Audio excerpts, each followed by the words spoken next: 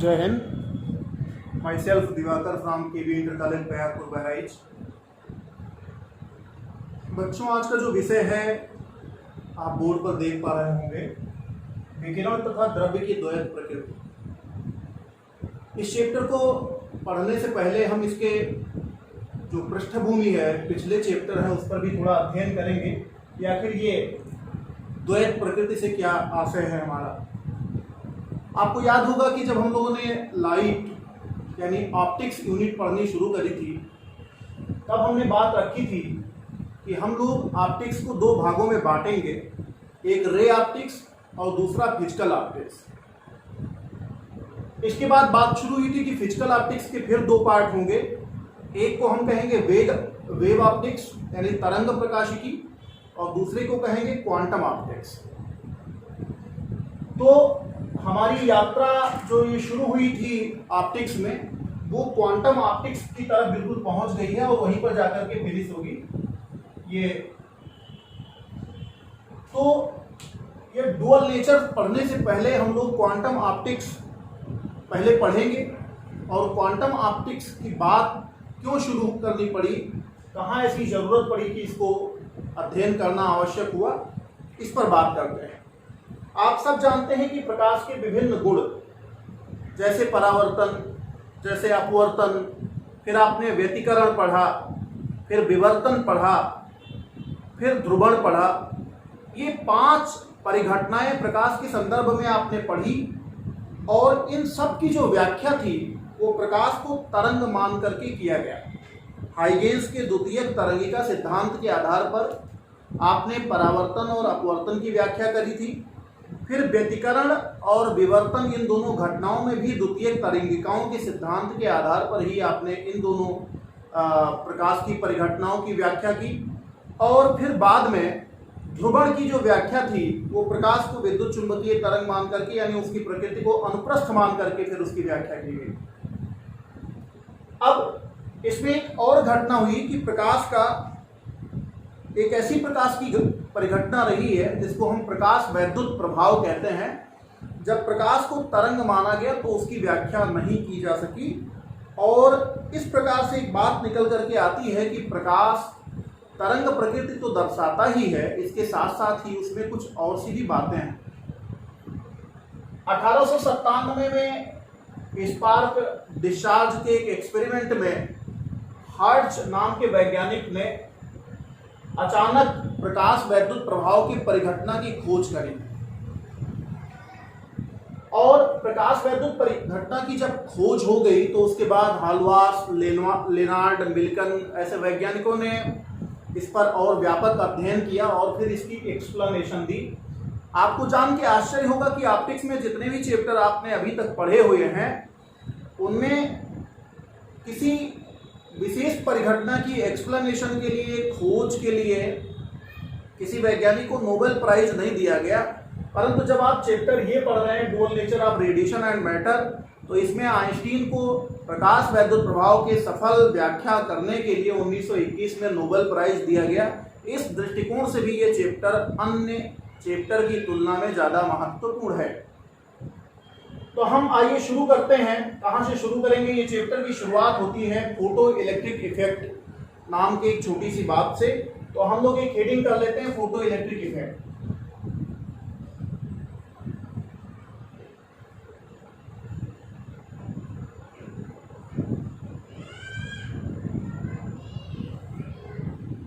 इसको हम कहेंगे प्रकाश वैद्युत प्रभाव हिंदी में।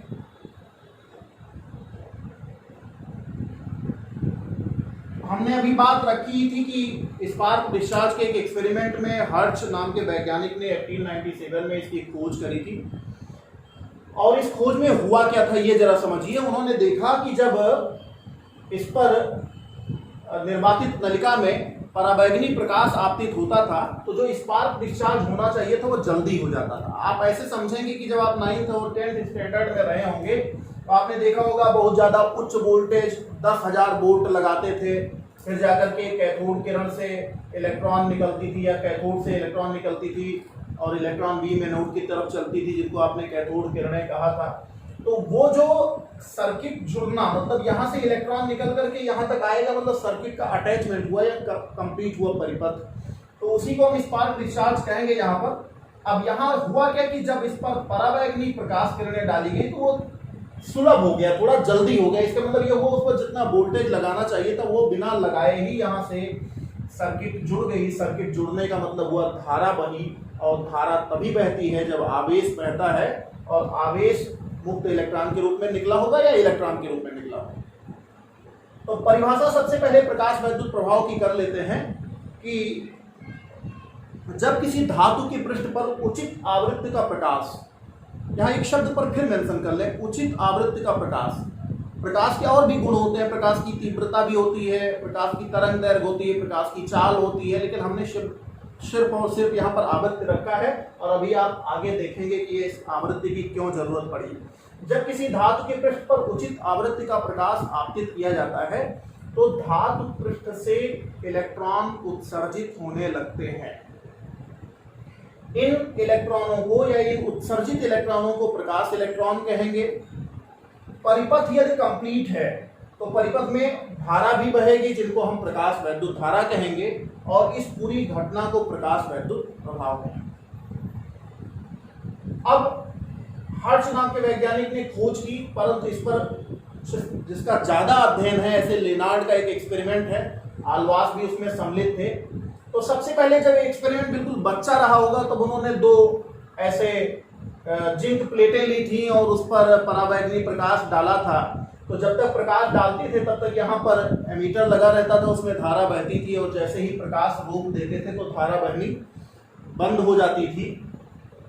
फिर बाद में उन्होंने देखा कि ये प्रकाश थोड़ा ज्यादा डालो तो थोड़ी ज्यादा धारा बहने लगती थी। फिर उन्होंने प्रकाश को दूसरे जस्ते के प्लेट पर डाला तो देखा धारा नहीं बह रही थी। इन सब का जो हालवास का एक्सपेरिमेंट था, इसको लेनार्ड ने और व्यवस्थित किया, और उस व्यवस्थित प्रयोग के लिए, यानी Lenard experiment related to photoelectric effect के लिए उन्होंने ये इक्विपमेंट पूरा लिया, उपकरण लिया, साज सज्जा ली, और इसमें क्या क्या घटनाएं घटित हुई वो बहुत डिटेल में हम लोग पढ़ेंगे। आप समझिए कि ये जो dual nature of radiation and matter है, इसका ये फाउंडेशन है फोटो इलेक्ट्रिक इफेक्ट। इसमें हम देखेंगे कि अभी तक हमने लाइट के संदर्भ में जो भी चीजें पढ़ी थी वो सब तरंग सिद्धांत के आधार पर सिद्ध हुई थी। अब हम प्रकाश को कण प्रकृति, इसकी कणिका सिद्धांत, एक प्रकार से जो न्यूटन ने दिया था उसका आधुनिक स्वरूप के प्रकाश का क्वांटम सिद्धांत, उसके आधार पर हम इसका एक्सप्लेनेशन करेंगे। तो आप समझ लेंगे कि पहले तो तरंग प्रकृति दर्शा रहा था और अब कण प्रकृति दर्शाने लगा, तो 2 प्रकार की प्रकृति हो गई प्रकाश की, और इसीलिए इसको डुअल नेचर में रखा गया है। और बाद में डी ब्रॉगली ने इसको एक्सप्लेन करके ये बताया कि नहीं, ये प्रकाश जैसे डुअल नेचर रखता है ऐसे विकिरण इलेक्ट्रॉन बीम भी रख सकती हैं, और उसके आधार पर आगे बात की जाएगी। तो इस पर हम एक हेडिंग आगे कर लेते हैं। प्रकाश वैद्युत प्रभाव की परिभाषा आपको मैंने बता दी है। अब यहाँ पर हम कर सकते हैं कि लेनार्ड एक्सपेरिमेंट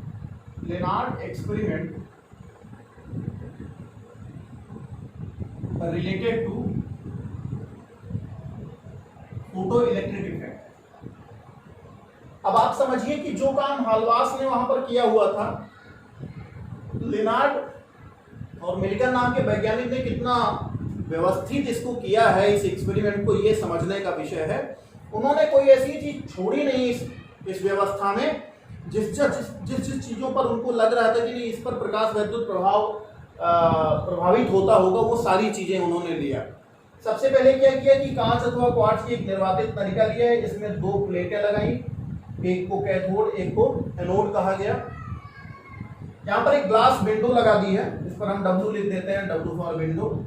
यहाँ से लाइट डालेंगे, इस पर एक शटर भी लगा रहता है। शटर इसलिए लगा रहता है कि जब हम चाहेंगे तो लाइट कम कर देंगे, जब चाहेंगे तो लाइट ज्यादा रहेगा।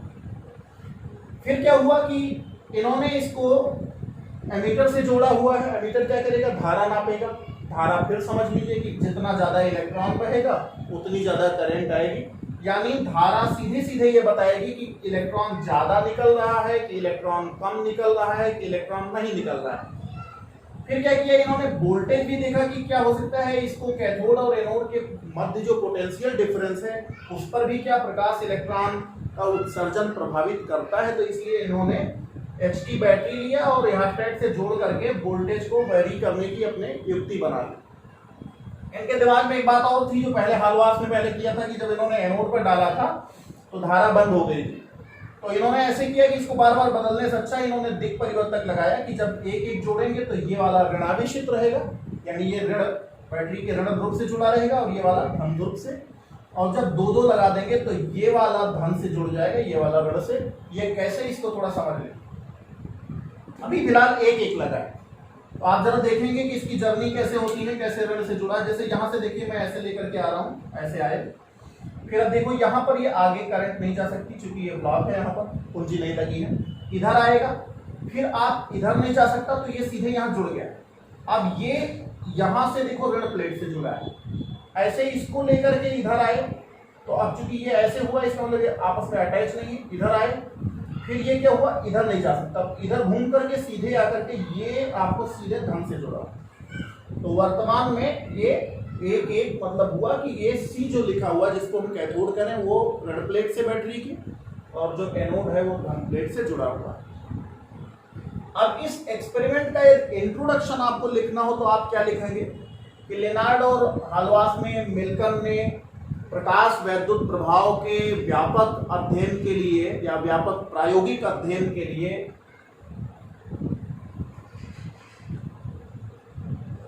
भिन्न भिन्न इलेक्ट्रोड या भिन्न भिन्न धातु के इलेक्ट्रोडों का प्रयोग किया, और इलेक्ट्रोड में कैथोड, भिन्न भिन्न धातु के कैथोड या इलेक्ट्रोड का प्रयोग किया, उस पर भिन्न आवृत्ति और तीव्रता का प्रकाश आपतित किया, और प्रत्येक स्थिति में उन्होंने प्रकाश वैद्युत धारा का मापन किया, और इसके आधार पर उन्होंने ये तय कर लिया, ये पता लगाया कि प्रकाश वैद्युत प्रभाव की घटना किन किन फैक्टर्स पर डिपेंड करती है।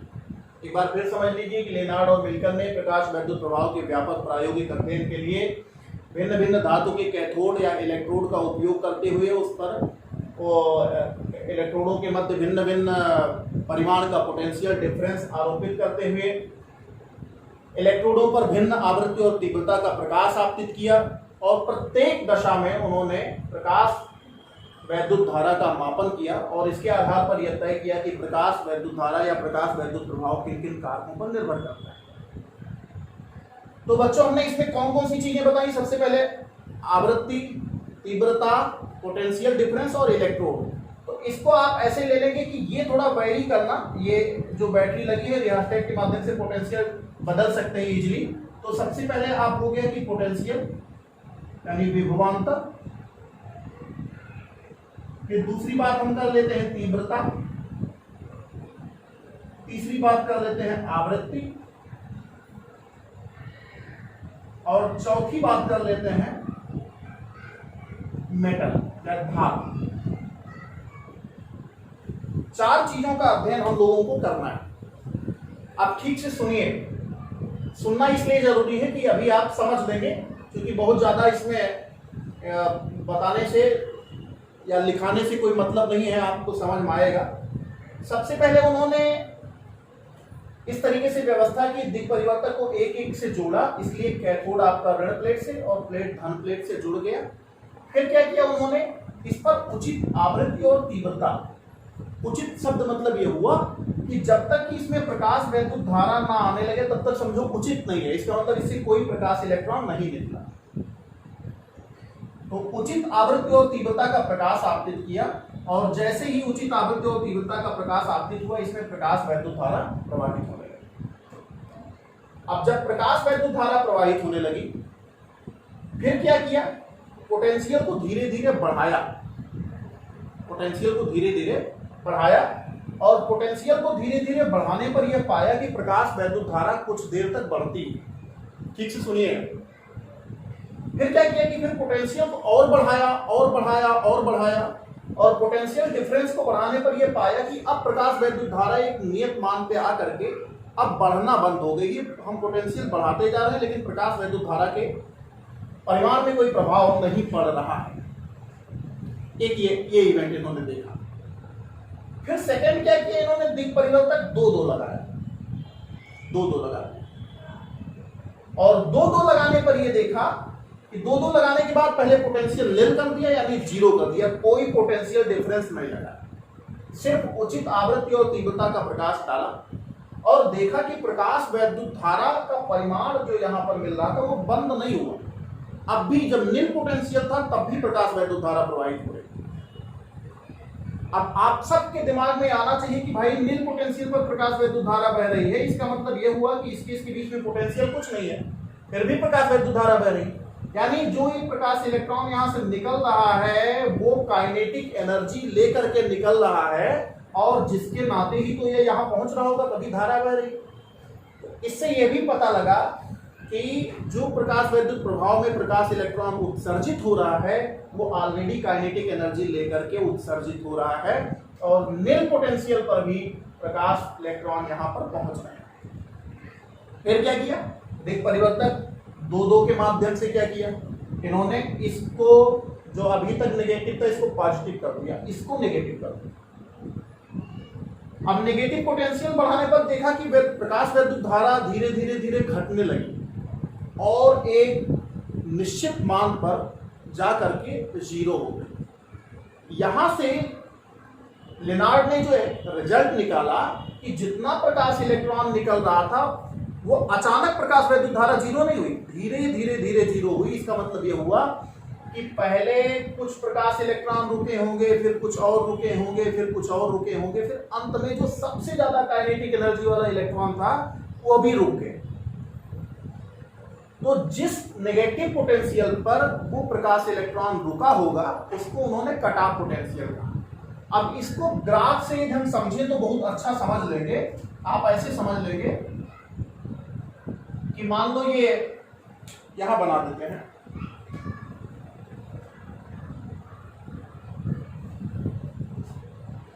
ग्राफ से इसलिए समझ में आएगा कि इससे थोड़ा समझ ज्यादा आता है। ये देखिए ये आपका पोटेंशियल पॉजिटिव हो गया, इधर आपका नेगेटिव हो गया।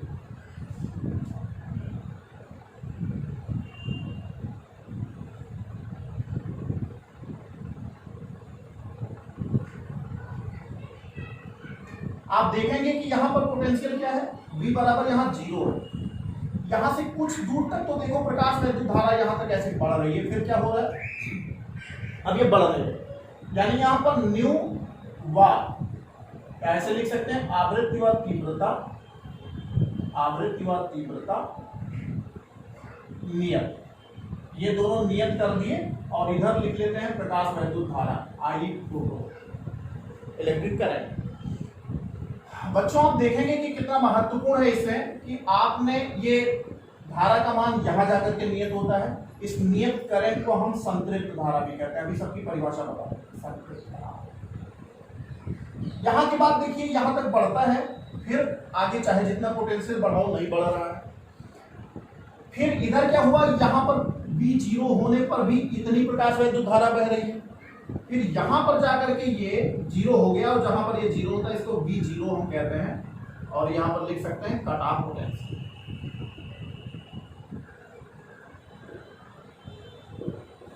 तो जो पहला इसमें था विभवांतर यानी प्रकाश वैद्युत प्रभाव का या विभवांतर का प्रकाश वैद्युत प्रभाव पर क्या असर है, क्या प्रभाव है, वो जो समझना है वो आप ऐसे समझेंगे कि प्रकाश वैद्युत प्रभाव की घटना में पोटेंशियल पर जो प्रकाश वैद्युत धारा है यानी प्रकाश इलेक्ट्रॉनों का उत्सर्जन निर्भर नहीं करता।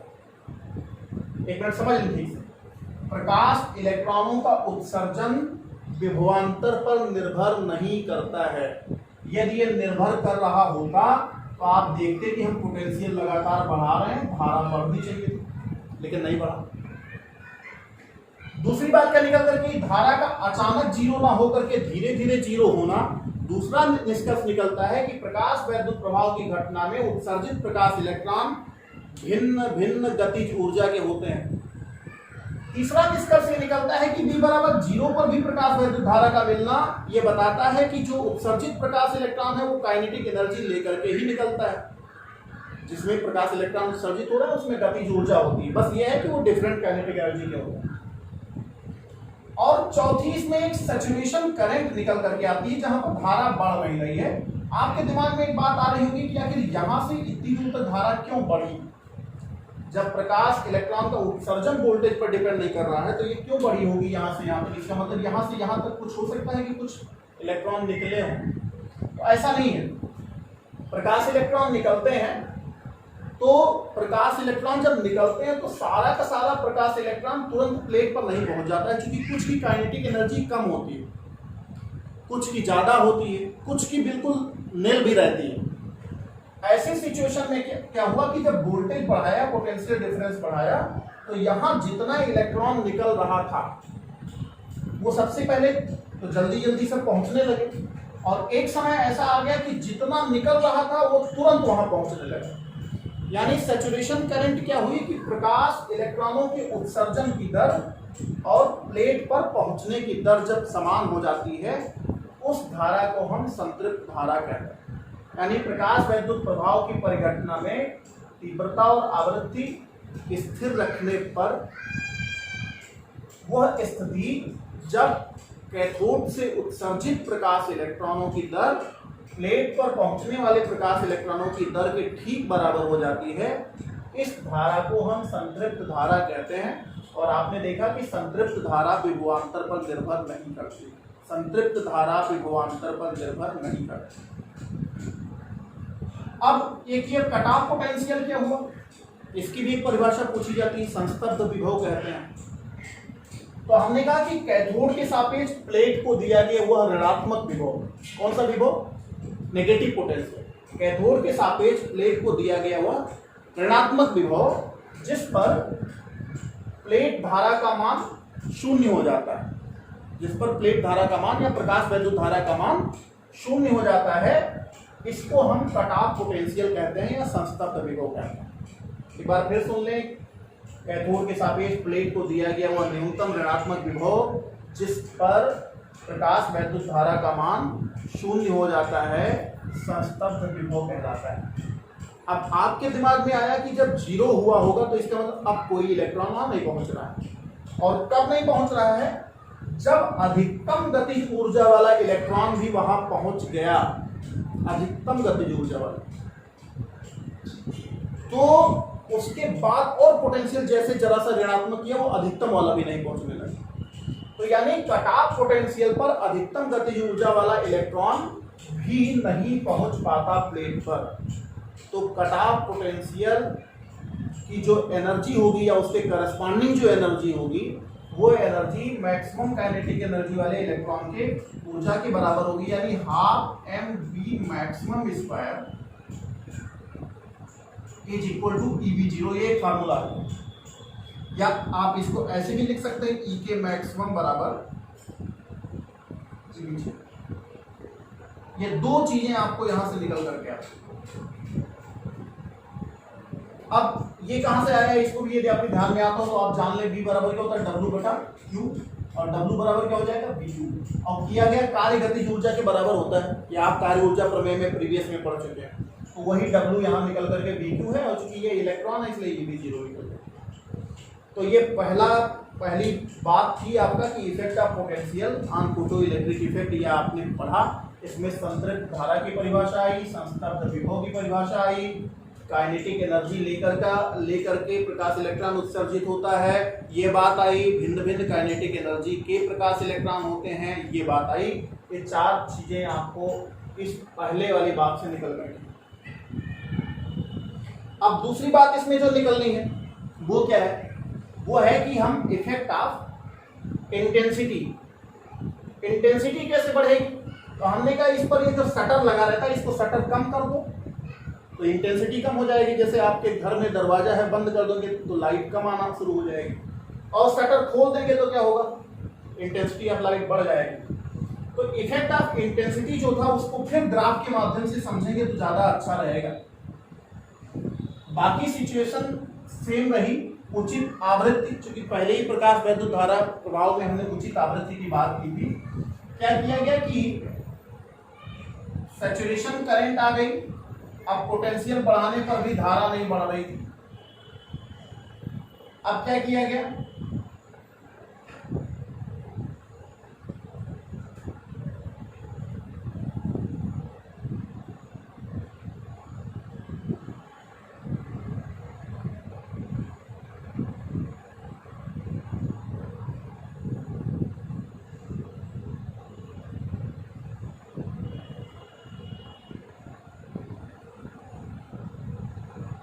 अब इंटेंसिटी बढ़ाते हैं।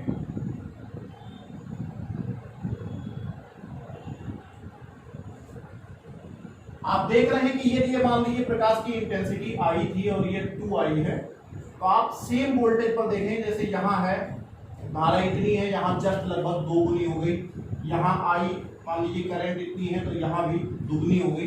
तो तीव्रता जैसे बढ़ाई गई वैसे लगा कि धारा तुरंत बढ़ती है। इससे क्या निष्कर्ष निकलता है? धारा कब बढ़ेगी? धारा कहते किसे? हमने कहा कि आवेश प्रवाह की नेट समय दर को धारा कहते हैं। धारा बढ़ने का मतलब यह हुआ कि यदि यहाँ 4 इलेक्ट्रॉन निकल रहा था और हमने यहाँ 4 लाइट मान लो डाल रहे थे, इंटेंसिटी ऐसे ले ले, और अब 4 की जगह कितनी कर दिया? 8 कर दिया। यहाँ पर 1 2 3 4, यानी इंटेंसिटी जस्ट डबल कर दी। तो ये यहाँ पर जब दूनी इंटेंसिटी गिरी तो यहाँ पर जितने मान लीजिए 4 1 5 फ्री इलेक्ट्रॉन या मुक्त इलेक्ट्रॉन या प्रकाश इलेक्ट्रॉन निकल रहे थे, वो 5 के बाद अब क्या हो गए? 10 हो गए। तो धारा जस्ट डबल हो गई। धारा जैसे, अब ये तो पता नहीं लग रहा है कि कैसे डबल हुई, यहाँ निकला कि नहीं निकला, लेकिन करंट के दूने होने का मतलब हमने ये निकाल लिया कि ज्यादा प्रकाश इलेक्ट्रॉन डेफिनेटली निकल रहे हैं। तो इससे ये पता लगा कि प्रकाश इलेक्ट्रॉनों का जो उत्सर्जन की जो दर है या प्रकाश इलेक्ट्रॉनों का जो उत्सर्जन है वो इंटेंसिटी पर ही डिपेंड करता है। यानी प्रकाश इलेक्ट्रॉनों के उत्सर्जन की जो दर है प्रकाश वैद्युत प्रभाव में, वो तीव्रता पर निर्भर करती है। ये बात समझ में आई हमको। और दूसरा, यहाँ पर हमने कट ऑफ पोटेंशियल देखा कि वो पहले भी वही था और अब भी वही है।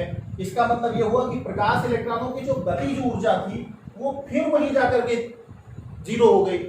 तो तीव्रता बढ़ाने से प्रकाश इलेक्ट्रॉनों की या उत्सर्जित प्रकाश इलेक्ट्रॉनों की गतिज ऊर्जा पर कोई फर्क नहीं पड़ा।